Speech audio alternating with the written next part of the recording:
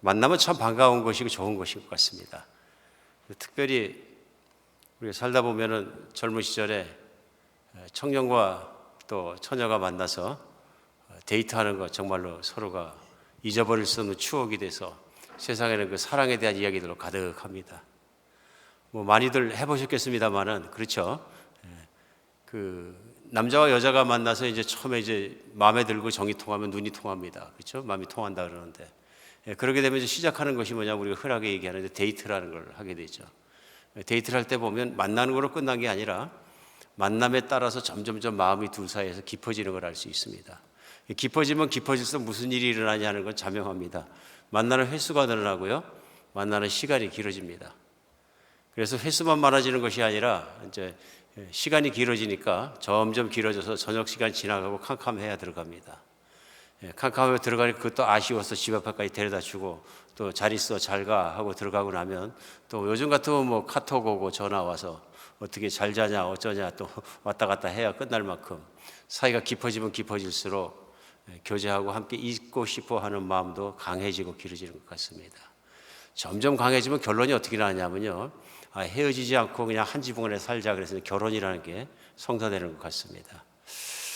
나는 이 사람과 있으면 부담스럽고 있기 싫은데 할 수 없어 결혼했다는 경우가 없잖아 있을 수 있겠지만 보통은 같이 있고 싶기 때문에 결혼합니다.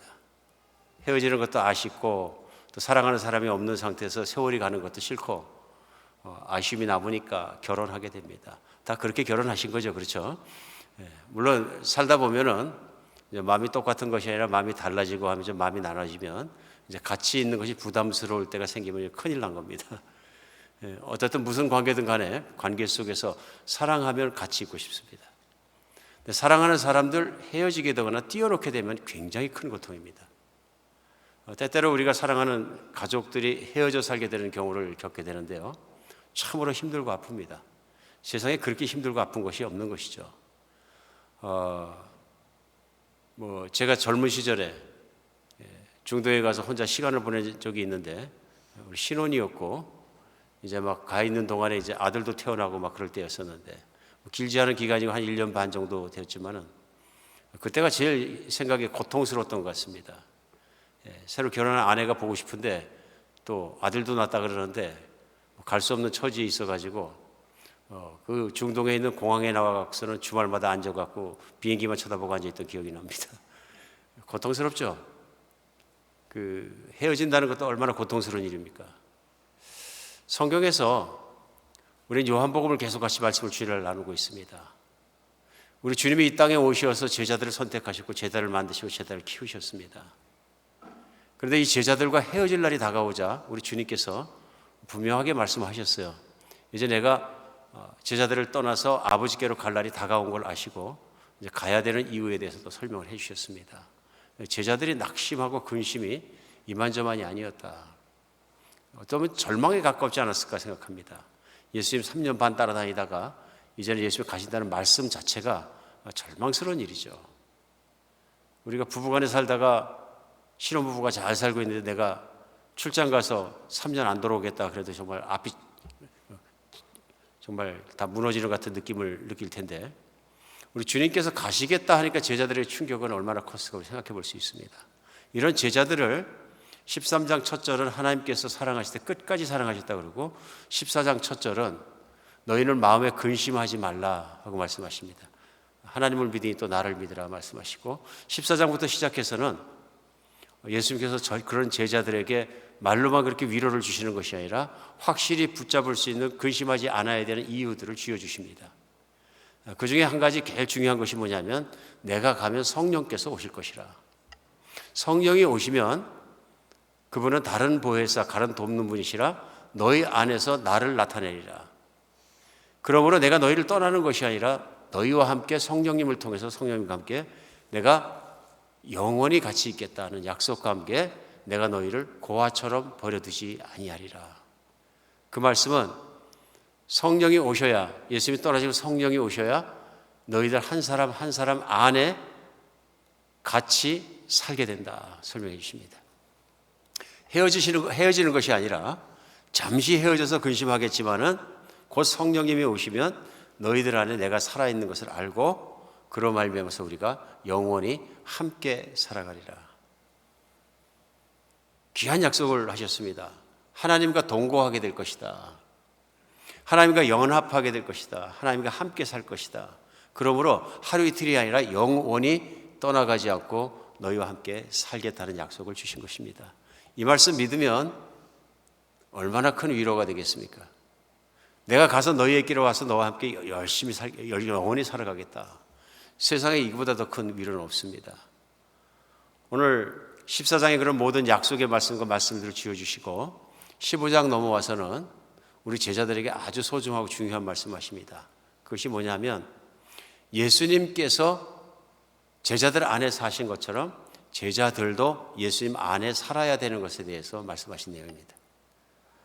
오늘 그래서 15장에서는 요한복음 10장 첫 절을 시작하면서 예수님께서 나는 참 포도나무요 내 아버지는 농부라 하고 얘기합니다. 비유로 말씀하신 거죠. 제자들이 알아듣기 쉽게 비유로 시작하셔서 설명을 해 주십니다. 아주 어렵고 신비하고 오묘한 영적인 비밀을 일상생활 속에서 볼 수 있는 비유를 들어서 제자들이 금방 납득할 수 있도록 쉽게 설명해 주신 것 같습니다. 쉽게 설명해 주셨지만은 이 말씀이 포함하고 있는 깊은 축복의 어떤 그 진리는 굉장한 것이다 하는 것을 오늘 본문 말씀 가운데 우리는 발견하게 됩니다. 왜냐하면 제자들에게 가장 중요하고 소중한 것을 말씀하고 있다고 저는 믿어집니다. 성령이 오시면 또 그리스도께서 예수님께서 제자들 안에 살아계실 것이다. 그것도 영원히 살아계실 것이다. 두 번째는 뭐냐면요, 제자들도 예수님 안에 살아야 되는 것입니다. 연합이죠. 마치 부부가 연합해서 살아서 가정을 이루는 것처럼 이제 믿음의 사람에게는 하나님이 믿는 사람 안에 있고 믿는 사람이 하나님 안에 있는 온전한 연합의 삶에 대해서는 말씀하고 초청하고 계신다는 말씀을 알 수 있습니다. 오늘 그러면서 그 비유에 말씀하신 게 뭐냐면 나는 포도나무고 내 아버지는 농부라 하고 시작하십니다. 자신을 포도나무에 비유하셨습니다.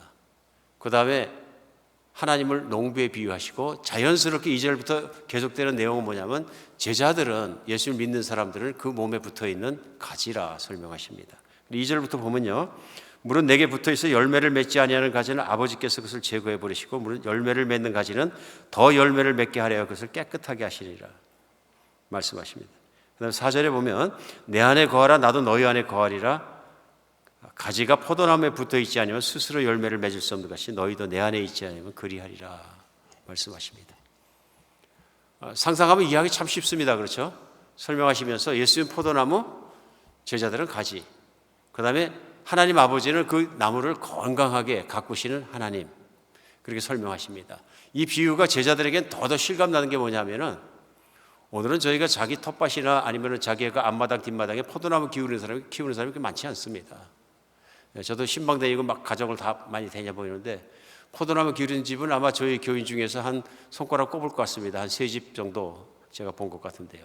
뒷마당에 포도나무 기르셔서 그것도 거치대를 만들어 주시고 그러니까 풍성하게 키운 분들도 계시는데 대개는 다 그렇게 포도나무를 키우지 않기 때문에 어떤 분들은 아마 포도나무가 어떻게 생겼나 그림과 사진에서는 봤지만 실물을 보기도 그렇게 쉬운 일이 아닐 수도 있을지 모르겠습니다. 그러나 당시의 유대인들에게는 포도나무는 그야말로 그들의 삶이었습니다. 왜 포도가 그렇게 삶일 수밖에 없느냐 하면은 수질 관계 때문에 그런지 이 사람들이 늘 먹었던 것이 뭐냐면 포도주입니다. 마셨던 것이. 식사 때마다 포도주 마시고 음료수 마시 포도주 마시고요. 제가 요즘도 이렇게 여행을 하면서 그런 거 느낄 때가 많은데요. 포도주를 그냥 물처럼 마시는 데가 참 많을 것 같습니다. 유대 땅이 그랬다 하는 것 알 수 있습니다. 그러다 보니까 포도주가 소득이 되니까 밭에다가 전체로 심는 경우도 있겠지만 많이 있겠죠. 뿐만 아니라 각 집이 자기가 필요한 포도들을 자기 텃밭이나 앞마당 뒷마당에 키워서 키우는 것도 많았을 것이다 하는 것입니다. 쉽게 생각하면 포도나무 농장을 하는 사람만 아니라 웬만한 유대인이라면 포도나무를 텃밭이나 앞뒤로 키워가지고 거기서 나오는 걸 가지고 포도즙을 짜가지고 포도주를 담그고 그 주를 마시는 것이 일상이었다는 것입니다. 제가 연초에 터키를 여행하면서 두 번째 가서 느낀 것이 있습니다. 그것이 뭐냐면 열매 먹는 그 열매들이 참 과일이 참 풍성하다는 걸 느꼈습니다. 더더군다나 풍성한 게 뭐냐면 지나가다 보면 다 과일입니다. 그리고 산책하다 보면은 동네에 있는 집들마다 앞마당에 꼭 있는 것이 있습니다. 오렌지 나무예요. 오렌지 나무를 앞마당 뒷마당에 심어놔가지고 정원수가 되는 거죠. 이렇게 보면은 다 못 따먹으니까 바닥에 노랗게 떨어졌어요. 열매들이. 오렌지가 노랗게 떨어져 있습니다. 야, 저거 아까워서 어떡하나 그러니까 그분에게 참 흔한 것 같습니다. 그러니까 오렌지 나무들을 많이 심어놓으니까 먹어도 식구들이 실컷 먹어도 남는 거예요. 그래서 참 집 안팎으로 심은 것만 해도 오렌지는 남겠다 하는 생각이 들었습니다. 어떤 집은 포도나무 심고 어떤 집은 또 올리브나무 심고 그렇게 해서 정원수를 가꾸고 즐기는 것뿐만 아니라 그들의 삶에도 많이 도움을 받고 있는 것을 이렇게 보았습니다. 유대인들의 삶에 그런 것이죠. 포도나무는 가까이 있는 것이고 일상적인 것이고 너무도 친근한 것입니다. 예수님이 제일 쉽고 친근한 거 딱 꼬집어서 깊은 영적인 의미를 지금 설명하고 계십니다. 이거 설명하시면서 관계를 설명하시는 거죠. 아버지는 농부시고 나는 포도나무의 몸통이고 너희는 가지라.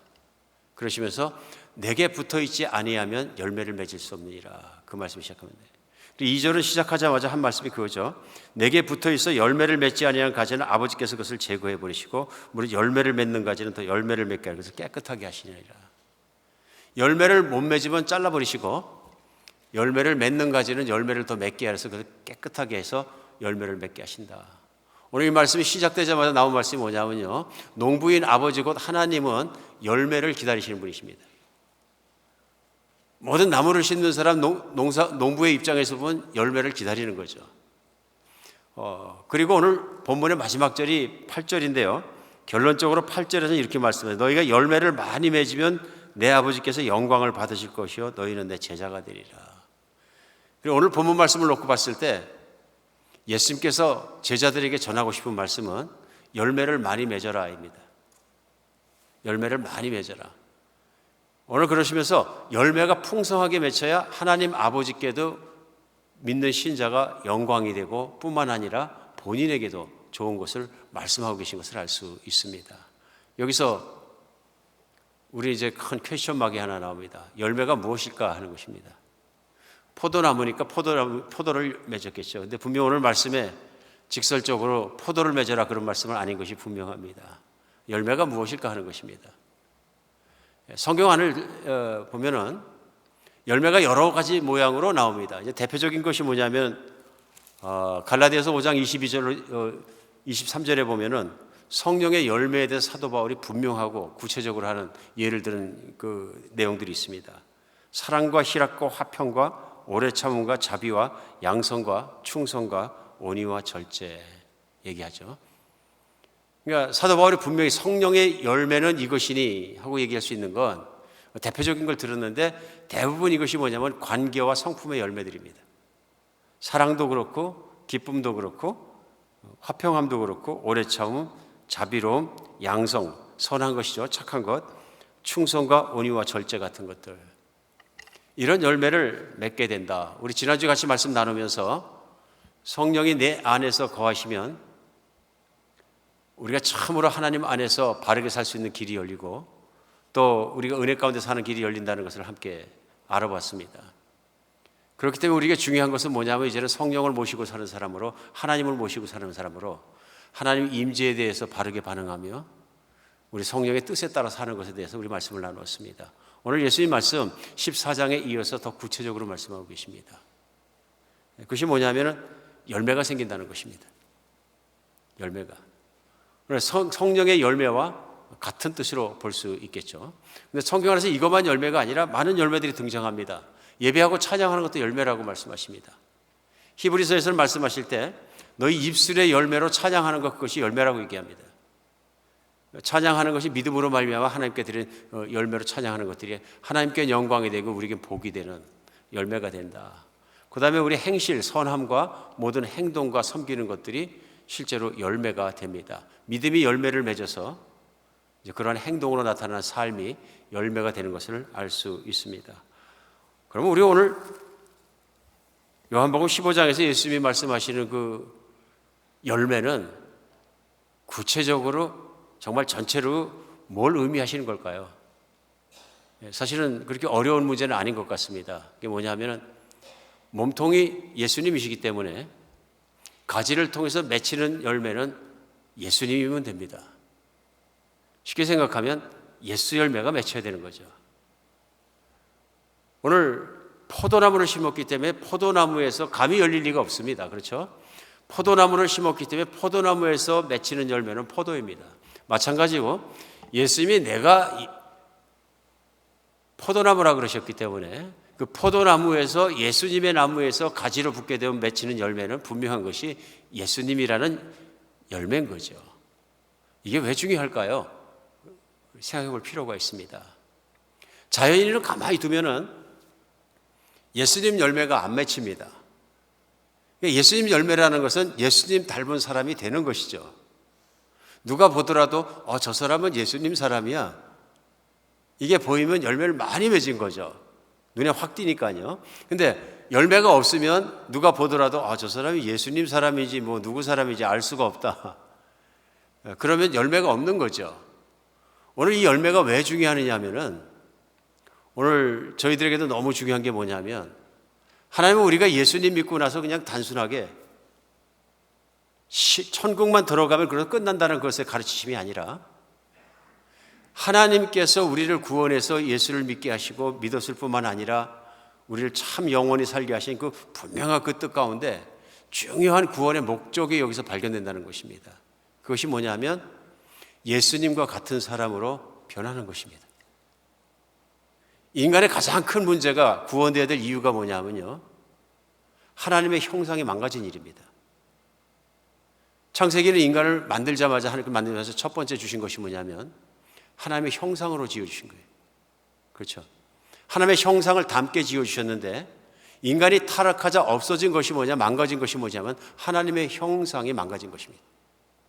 하나님은 사랑이 풍성하시고 착하시고 선하시고 모든 좋은 거룩함이 있는데 인간이 망가지고 나타나기 시작한 것이 뭐냐면 탐욕스럽고 이기적이고 다투고 싸우고 질투하고 그 모든 것들이 음란한 것들이 인간 안에 드러나기 시작하는 거예요.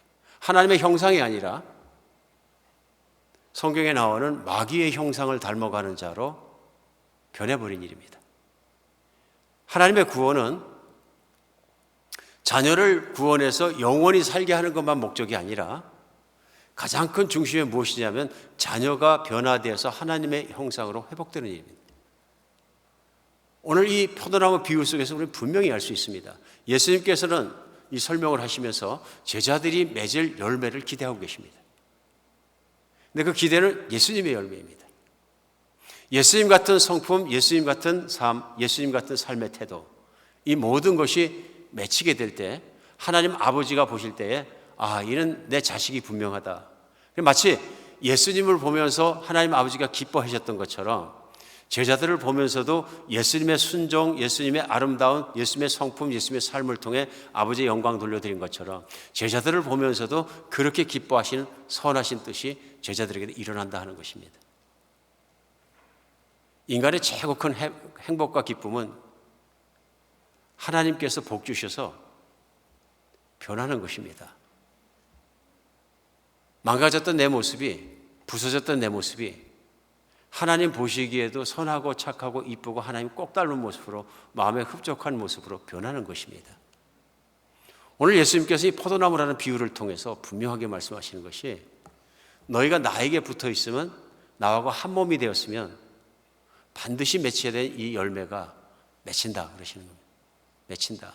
그래서 나를 보고 하나님 아버지께서 기뻐하신 것처럼, 그래 나를 죽음으로 또 부활시켜서 보좌에도 앉게 해주시고 모든 걸 다스리게 하시고 그러신 것처럼 너희도 나와 같은 열매를 맺어 하나님께 영광스럽게 하면 하나님도 너희를 높이 들어서 또한 그렇게 거룩하고 영광스러운 자리에 앉혀주실 것이다 말씀하고 있는 거죠. 오늘 하나님께서 무엇을 가장 원하시는 것을 이 정말 짧고 간단한 비유를 통해서 확실하게 드러내 주셨다고 믿습니다. 열매는 분명합니다. 두 번째 우리가 갈 수 있는 질문이 있습니다. 그건 뭐냐면 그럼 열매를 어떻게 맺느냐 하는 것입니다. 예수님이 우리에게 보기 원하는 열매가 무엇인지 우리가 알았다면 어떻게 맺습니까? 하는 질문이 당연한데 예수님이 그걸 설명하고 계십니다. 내가 노력해서 맺는 것이 아니라 오늘 나오죠. 나는 포도나무요 5절에요. 너희는 가지라. 그가 내 안에 내가 그 안에 거하면 사람이 열매를 많이 맺나니 나를 떠나서는 너희가 아무것도 할 수 없습니다. 오늘 그 말씀 가운데 있는 게 뭐냐면요. 내가 예수님께 붙어 있는 사람이라는 것을 믿고 예수님 안에 거하라는 말씀입니다. 예수님 안에 거하면. 그리고 오늘 본문 말씀 가운데 가장 반복하면서 나오는 강조점이 뭐냐면요. 예수님 안에 거하라는 것입니다. 예수님 안에 같이 살자는 것입니다. 오늘 7절입니다. 너희가 내 안에 거하고 내 말이 너희 안에 거하면 무엇이든지 원하는 대로 구하라. 그리하면 이루리라. 계속 말씀드리는 게 거하면입니다. 살면. 오늘 예수님 말씀 가운데 우리가 깨달을 수 있는 것은 그것입니다. 어떻게 그러면 열매를 맺느냐? 예수님 안에 거하면 된다 그러십니다. 질문이 또 나오죠. 도대체 예수님 안에 거한다는 것, 거하는 것이 사는 것이죠. 예수님 안에 산다는 것이 무엇입니까? 하고 그 질문이 나올 수 있습니다. 그 질문에 대해서도 분명하게 말씀해 최소한 예수님께서 오늘 본문 가운데서 두 가지 정도로는 설명을 해 주십니다. 오늘 7절을 다시 한번 읽겠습니다. 내가 너희 안에 거하고 내 말이 너희 안에 거하면입니다. 첫 번째 말씀해 주신 건 뭐냐면 너희가 내 안에 거하기 위해서 꼭 필요한 게 뭐냐면 예수님의 말씀, 하나님의 말씀이 내 안에 사는 것입니다. 예수님의 말씀이 내 안에 사는 것, 그게 너무너무 중요한 것이죠. 예수님이 내 안에 계시다 하는 말씀과 동일한 말씀으로 취급하고 계신 것을 알 수 있습니다. 예수님이 내 안에 거하시는 것이 너무 중요한 것이 뭐냐면 인간이 하나님의 형상에서 망가졌다는 것이 어디서 보면 알 수 있냐면 하나님의 말씀을 소중하게 생각하지도 따르지도 않습니다. 그럼 나머지는 분명하거든요. 내 생각대로, 내 마음대로, 내 욕심대로, 내 판단대로, 내 경험대로, 내 목표대로 내가 하고 싶은 대로 사는 것이 인간의 모습이 되었을 때 우리는 보통 그래서 자연인이라고 얘기합니다. 열매는 분명합니다. 그러면은 하나님께서 원하시는 열매가 아니라 세상적인 열매를 맺게 되는 거죠. 왜 그렇습니까? 말씀이 거하지 않기 때문에, 하나님 말씀을 사랑하지 않기 때문에, 따르려 하지 않기 때문에, 배척하기 때문에 심지어는 하나님 말씀이 있을 자리가 그 사람 안에 없다는 것입니다. 이게 너무도 중요하기 때문에 예수님은 사역을 시작하시자마자 반복 강조하셨습니다. 천국의 복음을 전하고 천국을 설명하시면서 강조하신 부분이 그것입니다. 마태복음 7장에 보면은 예수님께서 오늘날 우리도 현대를 살아가면서 가장 중요한 말씀 중에 한 가지를 말씀하십니다. 그것이 뭐냐면 선지자를 분별하는 일입니다. 마태복음 7장에서 그 선지자를 분별하는 일을 말씀하시면서 뭐라고 말씀하시냐면 그들의 열매를 보고 너희가 알지니라. 그들의 열매를 보고 너희가 알지니라. 이 말씀이 저희에게 중요한 이유가 왜 그러냐면 오늘날도 이 말씀을 생각하지 않으면 혼란스럽기 쉽다 그런 얘기입니다. 그 7장에 보면은 그들의 열매로 그들을 알리라 7장 20절에 말씀하고요.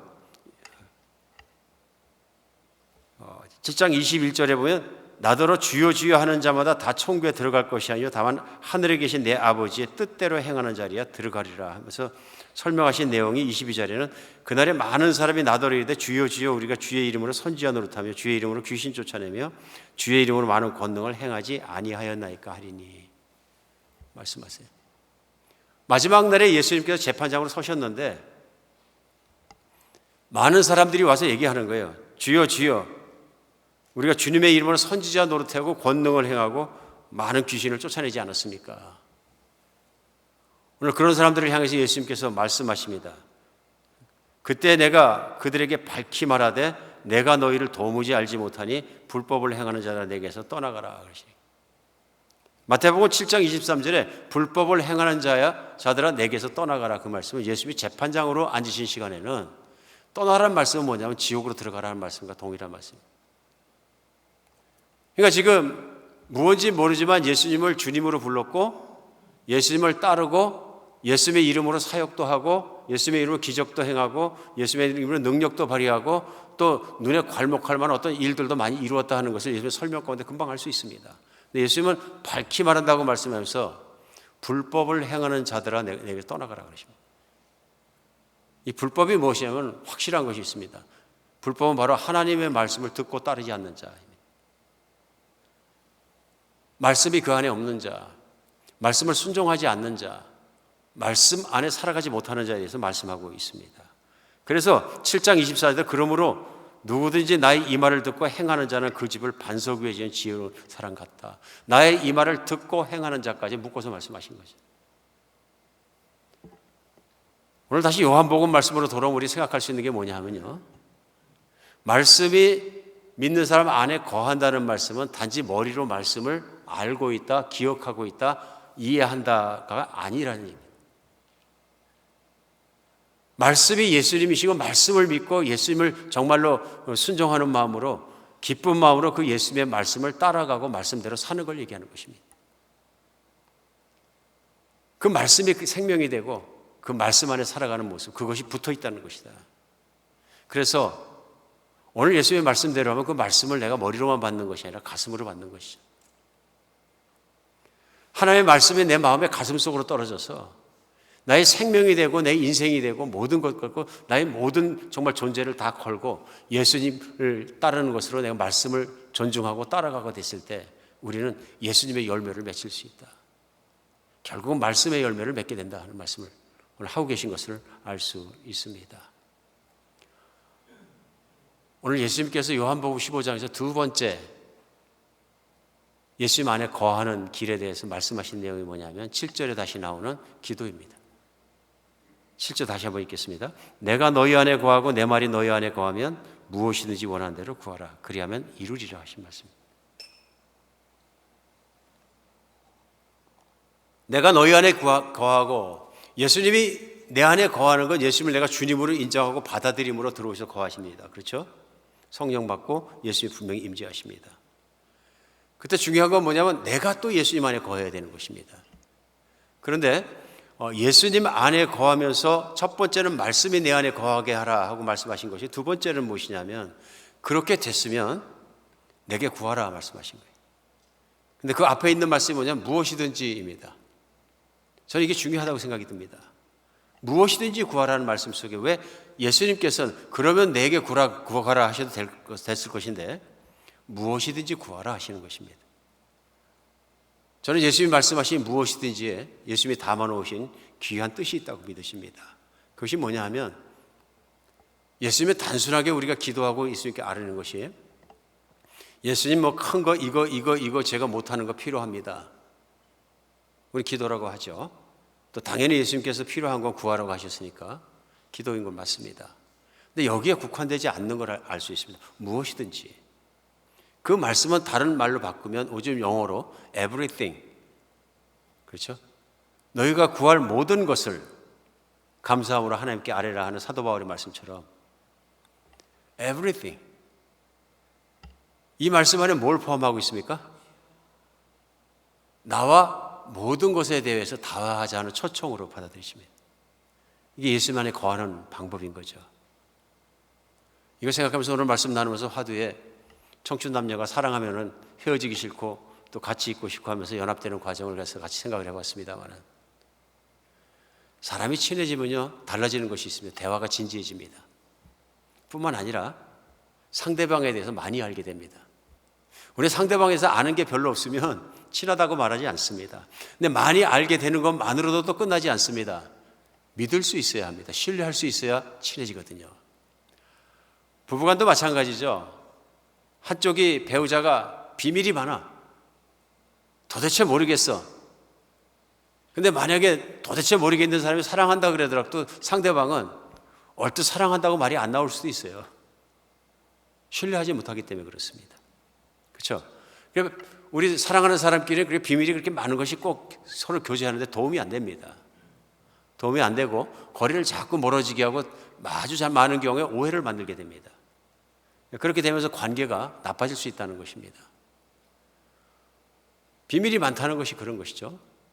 그 다음에 혼자만 뭘 해버리면 이게 연합이 잘 안 됩니다. 뭘 하는지 모르는데 이제 혼자 다 해놔버리고 말도 안 하고 혼자 다 살아요. 그러니까 공통분모가 없는 거예요. 부부가 살다가도 그렇지 않습니까? 대화가 적고 공통분모가 적고 하는 일이 없으면 부부관계가 겉으로만 싸우지 않으니까 좋다고 그러지만 좋은 관계가 아닌 겁니다. 부부관계는 깨지고 있는 거죠. 멍들고 있는 거고 안으로는 사실은 다른 삶을 살고 있는 거죠. 그 사람 삶 따로 있고 내 삶 따로 있고 서로가 공회전하는 삶을 살고 있는 것을 볼 수 있습니다. 관계는 망가진 것입니다. 예수님이 믿는 사람과의 연합은 그런 연합이 아닌 걸 알 수 있습니다. 내 모든 것을 나하고 얘기하고 나하고 나누고 나도 너에게 얘기해서 내 뜻을 알게 하고 너도 내 안에 들어와서 소통하자, 대화하자, 나누자. 오늘 친밀함 가운데로 초청하고 계신 말씀이라는 것이 믿어집니다. 무엇이든지 구하라에 들어있는 무엇이든지는 예수님께서 믿는 사람에게 초청하시는 나와 함께 살면서 나와 함께 풍성한 대화 속에 친밀한 삶을 살아가자 말씀하시는 것을 알 수 있습니다. 예수님 안에 거하는 것이 분명하기 때문에 말씀이 살아있을 때 또 순종해야 된다 말씀하시면서 오늘 또한 말씀하신 건 뭐냐면 나와 대화하자는 초청을 하고 계신 것입니다. 오늘 이 말씀 속에서 저희가 한번 생각해 볼 필요가 있습니다. 그것이 뭐냐면 나는 열매 맺는 그리스도인이냐 하는 것입니다. 나는 열매 맺는 그리스도인. 제일 먼저 열매 맺는 거 잘 모르겠으면 물어보면 압니다. 자신은 잘 모를 때도 많지만 누구한테 물어보냐? 식구한테 물어보면 됩니다. 나를 가장 직접 볼 수 있고 체험할 수 있는 사람은 식구입니다. 체면 안 가리는데 식구입니다. 가장 잘 볼 수 있습니다. 나 예수 열매 많이 맺었어 하고 물어보면 됩니다. 어떤 분들은 안 물어봐도 다 알 거예요. 그죠? 평상시에 서로 얘기를 하고 대화를 하기 때문에 열매가 있다 없다 다 압니다. 당신을 보면 예수가 생각납니다. 당신을 보면 예수같이 보입니다. 당신이 하는 일이 그것을 참 그렇게 보이는 것 같습니다. 더 모르겠으면 자녀들한테 물어보면 되는 것 같습니다. 자녀들이 금방 합니다. 자녀들은 위선도 금방 합니다. 우리 미국에서 키운 자녀들이 지금 제일 고민하고 제일 힘들어하는 게 뭐냐? 부모를 신뢰하는 데 고민하는 자녀들이 굉장히 많다는 거예요. 우리 2세들 사역을 하면서 2세들과 대화할 시간들이 많이 있었는데 우리 2세들이 공통적으로 아프고 힘들어하는 거예요. 우리 아버지는 믿을 수가 없어요. 우리 어머니도 믿을 수가 없어요. 그중에서 제일 그런 게 뭐냐면 우리 아버지 어머니는 돈 버는 방법이 틀렸어요. 그런 거예요. 돈을 보면 합당하게 쓰고 좀 내가 혜택을 입었으면 동네에도 잘 헌신하고 같이 발런티 해주고 그러면 좋은데 살아가는 삶이 또 살려고 노력을 하다 보니까 발런티어리즘이나 미국을 또 생각해서 또 돕는 것이나 심지어는 세금을 내는 것이나 이런 면들에 대해서는 정직하지 못한 면이나 너무 이기적인 면이 많다는 거예요. 근데 자녀가 이걸 보면 굉장히 힘들어합니다. 그 다음에 부모의 이 언어의 이중성에 대해서 자녀들이 굉장히 힘들어해요. 힘들어하는 게 뭐냐면 나는 너를 사랑한다는 것과 내가 너를 사랑하기 때문에 하루에 14시간, 12시간 일한다. 내가 너를 사랑하기 때문에 큰 집을 사줬고 학군 좋은 동네에서 살았지 않느냐. 이게 때때로는 이게 어렵다는 것입니다. 학군 동네에서 살게 해주고 한 것이 사랑한다는 얘기하고 잘 연결이 안 된다는 것입니다. 자녀들이 굉장히 힘들어합니다. 또 그만한 정신적인 푸시가 있고요. 그것보다 자녀들이 느끼는 건 뭐냐면 나와 함께 함께했던 시간들, 나누었던 대화들, 아버지의 사랑이 나에게 다가왔던 것, 엄마의 친근함과 절실한 마음들이 내게 다가왔던 것들, 그리고 내가 엄마와 아빠와 함께 친해졌던 것들, 이런 것들을 사랑으로 받아들이는 거죠. 근데 그쪽 교제의 부분은 엠티한데요. 그러니까 집을 사놓고 풀장도 있고 다 있는데 풀장에서 아버지 엄마하고 같이 수영하고 놀아본 적은 없어. 그러니까 풀장은 누구 찾으냐면 일하는 분들이 놀거나 아니면 동네 친구들이 갖고 와서 풀장에 놀고 하는 거는 있지만은 이제 부모가 내가 풀장 있는 집을 사준 그것이 내가 너에겐 사랑이다고 얘기하고 사랑이 연결이 잘 안 된다는 얘기예요. 근데 생각보다 굉장히 스트러글링합니다. 엄마 아버지 사랑받고 싶고 인정받고 싶고 교제하고 싶고 하지만 벽을 느끼는 거예요. 왜 그렇습니까? 교제가 안 되고 있는 겁니다. 우리도 인생을 살아가면서 또 신앙생활을 하면서 어쩌면 하나님과 벽 쌓고 있는지 모릅니다. 내가 하나님께 드릴 수 있는 것은 주일날 예배 드리고 예배에 참석하고 그래서 하지 말라는 거 제가 어기지 않으려고 노력하고 만약 거기까지라면은 우리가 하나님과 교제하는 교제에서 내가 나를 사랑하냐고 물어보실 것 같아요. 아마도 예수님이 오면은 베드로에게 물어보신 것처럼 내가 나를 사랑하느냐 하고 물어보실 것 같아요. 제가 예배에 참석했지 않습니까? 제가 친구들이 술 먹으러 가서 다 취했을 때도 전 취하지 않았지 않습니까? 그거 가지고 안 되는 질문입니다. 내가 나를 사랑하냐고 다시 물어볼 것 같지 않습니까? 오늘 그걸 우리는 여기서 찾을 수 있습니다. 무엇이든지 구하라. 너는 나와 상의하지 않고, 너는 나에게 묻지 않고, 너는 나에게 나누지 않고, 나와 함께 가지 않고, 너는 내 안에 있다고 말할 수 있느냐 하는 말씀같이 들립니다.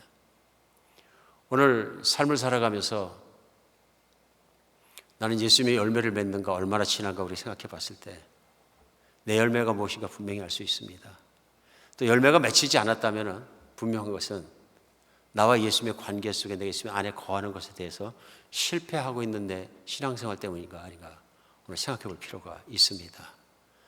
예수님은 그 말씀을 너무 또렷하게 말씀하시거든요. 내가 밝히 말하노니, 마태복음 7장에서는 밝히 말하노니 불법을 행하는 자들아 내게서 떠나가라. 너희는 나에게 합당하지 않다 그러시거든요. 이건 무서운 말씀입니다. 무서운 말씀이고요. 마태복음에서 그러시는 게 아니라 교회에도 그렇게 말씀하십니다. 교회에도. 오늘 요한복음에서 전하신 포도나무에 대한 비유의 말씀을 그대로 적용하셔서 교회에 대해서도 평가와 권면을 하실 때 동일하게 말씀하십니다. 교회에 대한 정확한 직설적인 평가와 권면은 요한계시록 2장 3장에 나옵니다. 우리가 아는 것처럼 살아있을 때 사도 요한을 천국에 불러올리셔가지고 예수님의 음성을 직접 듣게 하시고 예수님을 봤던 사람이죠. 체험했던 사람이고 확신할 수 있는 사람입니다. 불러올리셔서 사도 요한이 알고 있던 아시아에 있던 소아시아에 있던 7대 교회에 대해서 소통이 가능한 거죠. 그러니까 요한도 알고 있고 예수님도 알고 있기 때문에 교회를 하나하나 평가해 주십니다. 그때 7개 교회가 나오면서 맨 마지막 교회가 어디냐면 라오디게아라는 교회입니다. 라오디세아라는 교회인데요. 이 교회에 대해서 예수님께서 말씀하시면서 그 교회에 대해서 결론적으로 하신 말씀이 있습니다. 그것이 뭐냐면 요한계시록 3장 15절에 내가 내 행위를 아노니 내가 차지도 아니하고 뜨겁지도 아니하도다. 내가 차든지 뜨겁진다 하기를 원하노라. 내가 이같이 미지근하여 뜨겁지도 아니하고 차지도 아니하니 내 입에서 너를 토해버리리라 말씀하시오.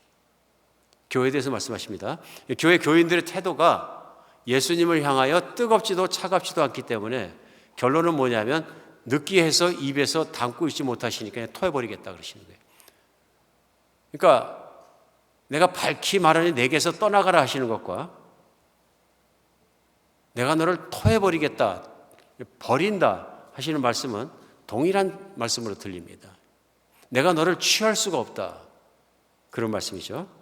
그런데 그 이유가 뭐냐면 17절에 이렇게 나옵니다. 내가 말하기를 나는 부자라 부요하여 부족한 것이 없다 하니 내 곤고한 것과 가련한 것과 가난한 것과 눈먼 것과 벌거벗은 것을 알지 못하느냐. 내 자신을 모르고 있는 거죠. 예수님 보시기에는 열매가 없는 겁니다. 신앙이라는 변화가 없는 겁니다. 세상 사람과 비슷한 것입니다. 교인 같기도 하고 세상 사람 같기도 하고 열매가 충분하지 않은 것입니다. 순종을 하되 다 순종하지 않고 말씀을 사모하되 뜨겁게 사모하는 것이 아니고 예수님과 대화하되 정말로 진실하게 대화하는 것이 아니고 근데 살아가다 보니까 자기 뜻대로 사는 게 많고 그래 섞여 있기 때문에 그야말로 뜨거운 물 찬물 섞어 놓은 것처럼 뜨뜨미질하게 돼버렸다. 오늘날 어쩌면 교회를 모습을 보여주는 것일 수도 있다. 어쩌면 우리 신앙생활의 모습을 그대로 보여주시는 것일 수도 있다 하는 생각이 듭니다. 이런 신앙에 대해서 예수님께서 분명히 경고하시고 깨어나기를 원하시는 겁니다. 그게 뭐냐면 내 신앙 상태를 보라 그러신 거죠. 그 말씀은 희망이 있는 것이면 버리지 않겠다는 얘기죠. 내가 깨닫고 나를 사랑하고 내 안에 거하고 내 안에 거하는 삶으로 돌아오면 내가 너를 회복시켜 주겠다는 초청으로 들립니다. 실제로 요한계시록 3장에서 7개에 대한 교회를 다 마치시고 라오디세아 교회에 대해서 말씀하시면서 3장 20절에 볼지어다 내가 문 밖에서 두드리노니 누구든지 내 음성을 듣고 그 문을 열면 내가 그에게로 들어가 그와 더불어 먹고 그는 나와 더불어 먹으리라. 보이십니까? 예수님은 들어가고 싶은데 그 사람은 마음을 닫아가지고 예수님 밖에 있는 거예요. 밖에 계신 거예요. 내가 너에게 문을 두드리니 내가 문을 열어줘야 내가 들어가서 너는 나와 먹고 나와 마시고 살자. 예수님 안에 거하라는 요한복음 15장의 말씀과 오늘 요한계시록에서 교회를 향해 말씀하신 이 말씀과는 동일한 말씀이라고 믿으십니다. 예수님을 제한하니까 예수님의 뜻이 다 일어나지 않는 것을 말씀하시는 거예요. 그러니까 신앙이 뜨뜻미지근해질 수밖에 없고 그런 신앙을 정상인 것처럼 생각하고 하나님의 불의신 가운데다가 착각하고 눈이 멀어 살아가게 되면 내 앞에 섰을 때 내 실제 신앙생활이 보이게 될 것이다. 그러니까 늦기 전에 문 열고 예수님 받아들이고 해야 되는 일은 나와 함께 먹고 마시자 하는 일. 단어를 쉽게 씌워서 먹고 마시자 하셨지만 이 말씀은 나와 함께 살자 하는 말. 너는 나로 말미암아 살고 너는 나로 말미암아 또한 모든 일을 하게 될 것이다. 오늘 예수님이 초청 중에 우리 생각해 볼 것이 있습니다. 내가 예수님을 제한한 사람이 아닌가 하는 것입니다. 나는 열매 있는 신앙인인가 하는 걸 우리가 점검해 보는 것도 중요하고 또 깨달음이 있으면 중요한 게 뭐냐면은 열매가 풍성한 신앙인으로 나가야 되는 것입니다. 나가야 되는 일입니다. 오늘 그 열매가 풍성하지 않을 경우에 어떤 결과가 나오는가 하는 것은 분명하게 지금 나와 있습니다. 왜냐하면 그것이 열매를 풍성하게 맺는 것이 농부의 뜻이기 때문에 하나님 아버지의 뜻이기 때문에 그렇습니다. 인간이 하나님을 받은 가장 큰 축복이 그것입니다. 하나님의 자녀가 되고 자녀가 되었기 때문에 하나님 아버지께서 나를 간섭해 주시고 새로 만들어 주시고 세워 주시고 일으켜 주시는 일입니다. 오늘 본문 말씀 우리가 깨닫게 합니다. 만약에 하나님과 관계 속에 이것이 잘못되면 사역을 아무리 많이 했어도 아무리 인정받으려고 내가 몸부림쳤어도 안 되는 것이 있습니다. 그것은 내가 예수님 안에서 얼마나 살았느냐 하는 것과 비교할 수 없다는 것입니다. 우리가 그러고 생각해 보면 사역을 하면서도 내 뜻대로 내 욕심대로 내 목표대로 내 명예심대로 내 것대로 할 수도 있다는 것입니다. 그때 우리 예수님은 그 말씀하시는 거죠. 내가 불법을 행하고 있다. 예수님의 이름으로 내 뜻대로 내가 무엇을 했을지라도 예수님의 이름으로 한 그것도 예수님의 이름으로 한 그것 때문에 어떤 일의 결과가 있을지라도 우리 예수님이 열매를 보지 않으시는 이유가 그래서 그렇습니다. 중요한 것은 내게 예수님의 열매가 맺히는 것입니다. 주님께 순종하는 사람으로서의 모습이 맺히는 것입니다. 미국에서 선교사님이셨지만 또 목회자이셨지만 미국인들에게 가장 그 영향력을 끼치고 존경을 받는 선교사님 중에 한 분이 프랭크 루박이라는 선교사님입니다. 미국이 전체적으로 얼마나 존경을 했는지 이분이 그 얼굴을 우표에다 넣었어요. 그러니까 우리 그리스도인 중에 그리스도인이기 때문에 우표에 넣어주는 게 거의 없거든요. 그래서 프랭크 루박 그 기념 우표가 나올 만큼 그렇게 미국인들이 참 존경하는 선교사님이 계십니다. 근데 이 선교사님이 필리핀에서 선교사역 목회를 하시다가 필리핀에서 선교사역을 하셨는데요. 그 선교사역을 하다가 무겁고 힘들고 자기 사이에 굉장히 지치고 힘든 걸 발견하시게 됩니다. 그러면서 그 이유를 곰곰이 생각하다가 자신이 하나님을 많이 바라보지 않았던 것에서 발견을 하게 됩니다. 그래서 이분이 결심하신 게 뭐냐면 나는 24시간 예수님을 생각하고 살아가는 걸 노력해 봐야 되겠다 생각을 합니다. 노력해 봐야 되겠다고 생각하시면서 그걸 실제로 실행하십니다. 실행하셔서 그 일을 한번 해보시는 것을 일기에 쓰셨어요. 그래서 지금도 그 프랭클 루박의 일기나 책이 나와 있는데요. 그분이 그렇게 자기가 시도한 것들을 또 하나님의 임재 체험학이나 이런 책들에 보면 읽을 수 있습니다. 제가 그걸 읽다 보니까 참 감동이 참 많이 됐습니다. 그리고 저도 마음의 찔림을 많이 받았고 나는 얼마나 예수님을 바라보느냐 하는 것, 오늘 요한복음 15장 말씀을 묵상하고 말씀 준비하면서도 참 다시 한번 많이 생각하게 되었고 하나님 앞에 회개하게 되었고 그런 부분들이 있습니다. 제가 일부분을 읽어드리겠습니다. 1930년 1월 20일 나는 목사와 선교사로 15년 동안이나 섬겨왔지만 하루 종일 매 순간 하나님의 뜻을 따르는 삶을 살아보지는 못했습니다. 그러다가 2년 전 나의 삶에 대해 심히 불만을 느끼고 15분 내지 30분마다 나의 행동을 하나님의 뜻에 비추어 보는 노력을 시작했습니다. 이런 생각들을 털어놓자 사람들은 어떻게 그런 일이 가능하겠냐고 반문했습니다. 그런 일을 시도조차 해보지도 않은 것 같은데 말입니다. 그러나 나는 올해부터 깨어있는 동안 쉬지 않고 아버지 하나님, 제가 무슨 말을 하기를 원하십니까? 지금 이 순간 어떻게 행하기를 원하십니까? 하는 질문을 하며 내면에 들리는 세미한 음성을 계속 귀를 기울이기 시작했습니다. 이것은 분명히 예수님이 온종일 행하신 일이었습니다. 며칠 전부터 이전보다 더욱 온전히 하나님을 의지하는 연습을 하고 있습니다. 6일 뒤 일기입니다. 나는 의도적으로 의지적인 행동을 하고 있습니다. 하나님을 생각하는 데 많은 시간을 들이고 있는 것입니다. 어제와 오늘은 새로운 모험을 시도했습니다. 설명하기는 쉽지 않지만 나는 매 순간 하나님을 느끼고 있습니다. 그것은 의지적인 행동입니다.